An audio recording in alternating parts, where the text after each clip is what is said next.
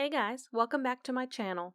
It is August 1st, which means I need to start fall crops here in North Carolina. This is my first time starting a fall garden, so this will mostly be a trial and error process. I first looked up what plants grow best in my area in the fall and made a list of my favorites. I am doing a container garden and I am limited on space, so I can only do a few. We're going to start off by planting some carrots. Carrots are difficult to grow for new gardeners. I originally wanted to fill 10 pots for carrots, but I still have my summer crops producing and I didn't want to pull them out yet. I had a few pots that did not produce well that my husband already pulled the plants out of. I'm going to use these containers to plant my carrots into. Carrot seeds are a pain to plant since they are really small. I found that putting them in a bowl helps me keep track of the seeds better. Scarlet Nantes, I'm not sure if I'm pronouncing that correctly, are the type that I'm going to try here. What I read online is that this type of carrot seems easier to grow than some of the other types. I'm going to use a pencil to dig little holes to put the seeds into, but it fell between the one giant crack on my deck. So I had to go inside and the only thing I could find was this permanent marker. It worked just fine though. I had some weeds in some of the pots, so I just quickly took them out and tried to loosen up the soil some in my hands. This is to make sure the roots don't have resistance trying to grow. I just took the marker and inserted it into the soil to create 1-inch holes. I try to keep my spacing about 2 inches in between holes. Carrots do not need that much spacing and can be planted up to 1 inch to each other. So this is my first year of planting carrots. I wanted to try out this method. Many people buy seed strips, which is a strip of paper with carrot seeds already spaced correctly, and you just plant the whole strip into the ground. If I was doing a larger garden area, then I would probably use that method depending on the cost. I can be quite frugal, so I may still just hand plant to save a few cents. We are going to continue planting the carrots in a few more pots.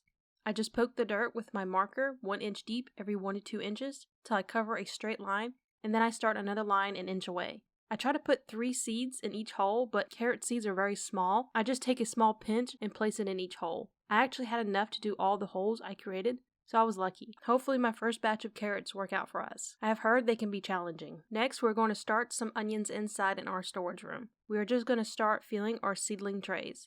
These are the same ones I used for the spring crops. I purchased my new camera hoping it would be a better quality than my current camera, and it is far from it.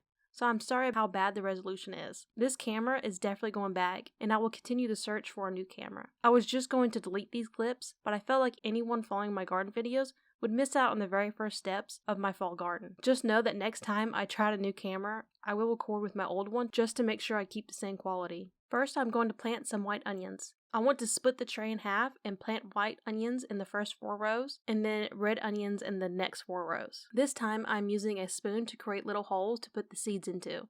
I create my own starting seedling soil mix by mixing 3/4 part peat moss and 1/4 part soil. You want something that is light and fluffy like peat moss but holds moisture well, which I learned the hard way that peat moss does not hold water well, but if you mix it with some soil, it turns into a great seed starting mixture. Seeds do not need any nutrition until they start forming their sets of true leaves, so buying fancy starting soil is not necessary. You just want to place 2 to 3 seeds into each hole. I believe I only put 1 seed per tray here, as I want to try not to waste too many seedlings. My biggest toxic trait in gardening is trying to save every plant, and having to thin out seedlings hurts my soul. I always start the season planting 1 seed at a time until I get a good first batch, and then I feel like I can waste more seeds by planting more. The other 4 rows, we're going to plant sweet red onions by doing the same thing as the white onions. We're going to use the spoon to place 1/2 inch holes into and drop 1 seed into each hole. After that is all done, we will gently cover with soil. We do not want to pat down the soil as you want very little resistance for the seed to grow. The fluffy soil means more air holes, which could also mean you can add too much water into the soil here. So I decided to mist the tops with the mister bottle to help moisten the soil. Once you see the plants starting to grow, then you can start watering from the bottom. I just placed the tray underneath the container to prevent any water leaking onto this table until I can set up my plastic table. It's just so hot outside this time of year and my daughter is refusing to nap, so I'm forced to do this inside. I've been in a funk the past week and kept putting off doing this video for some reason. I'm not sure what it is, but I haven't been in the mood to do anything that isn't necessary, like dishes or cooking dinner. Hopefully after this video, I will have some more motivation. I am just using the same dirt ratio as the onions. I did add more water to the mixture, so I wouldn't have to add any water to this tray, and damp soil is easier to work with than dry soil. Around June, I made a list of what crops needed to be started inside. Some crops did not do well this spring when I started them outside. I'm going to see if they start better inside this time around. First, we are going to plant broccoli. I went to the store and bought some thin masking tape to keep better record of where I planted each crop. I didn't need to do this for the spring crops since I just planted whole trays of peppers and tomatoes. Most of the seeds I'm using for these trays I got from Back to Nature Company on Etsy. I will post their store page below. They have a really good germination rate, usually around 95% and higher on all their seeds that I have grown. I'm going to grow 10 pots of broccoli, so I want 2 rows of just broccoli seeds. We're going to plant them the same way as the onions, just poke the dirt to make a small hole and place 2 to 3 seeds in each hole. I use more seeds this time around as I have a whole lot more seeds that I am planting, so I have room for error. Next, I'm going to plant a row of spinach. I started spinach outside during the spring and it did terribly. I had a problem with the stem rotting, causing the seedling to fall over and collapse. I can monitor them more closely inside, so hopefully we get a better crop this time around. Next, I'm going to plant a row of romaine leaf lettuce mixture. Most of these greens I have planted before, but had very bad luck with them.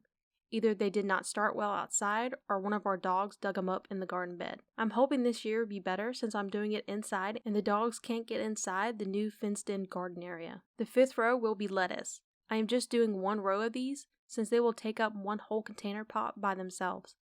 I am sorry you cannot read the labels that well. I'm hoping I can find a decent camera next time around. I'm very frustrated that this camera did not do what it was advertised to do. Anyway, the 6th row will be Swiss chard.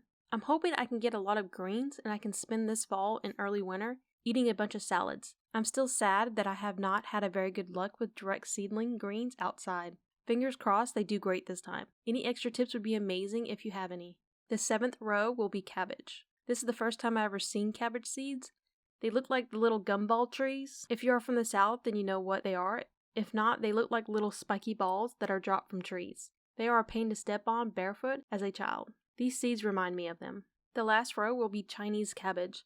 I love cooking Asian food, and I wanted to try to make homemade kimchi. I even grown Korean hot pepper plants to try to make it more authentic. Unfortunately, my pepper plant was started too late and hasn't produced anything yet. I'm hoping I can still get at least 1 round of peppers off of it before it gets too cold. If not, then I will still eat the cabbage in other ways. I had planned to grow some daikon too, but my package that had my seeds in it was cut open and someone stole my seeds in the mailbox. Maybe this spring I can get some more and try to grow them. It is impossible to find daikon radish here in my hometown.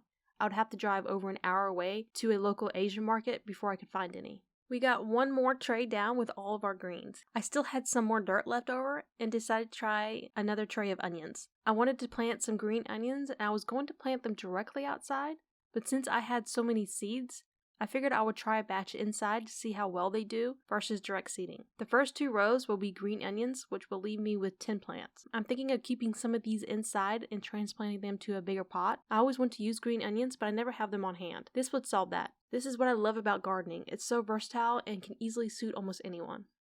I felt like I wanted to finish filling up this tray, and I have a feeling I will need more onions.